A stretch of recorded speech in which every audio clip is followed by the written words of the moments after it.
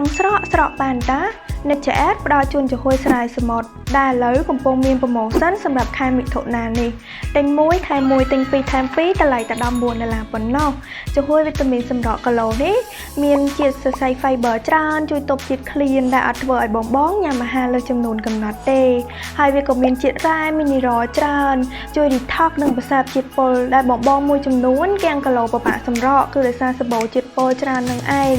លើពីនេះទៅទៀតបងស្រក់គីឡូស្គមជាងមុនមែនប៉ុន្តែចំហុយវីតាមីនស្រាយសមុទ្រនេះជួយបើកកម្លាំងផ្ដល់ថាមពលដល់រាងកាយអត់ធ្វើឲ្យហត់ឬអស់កម្លាំងទេរបៀបប្រើវិញណាបងអាចទៅពីញ៉ាំ2គ្រាប់ក្រោយអាហារពេលព្រឹករសជាតិឆ្ងាញ់គុណភាពល្អទៀតតោះបងអាចឆាតមក page Nature at Cambodia ឥឡូវនេះបានណាឬតាម Telegram 089231093ឬបងអាចដេញបាននៅតាមហាងនិងតាមស៊ីដៃគូទាំងអស់នៅក្នុងក្រុងភ្នំពេញនិងតាមបណ្ដាខេត្តធំៗនៅប្រទេសកម្ពុជាបានណា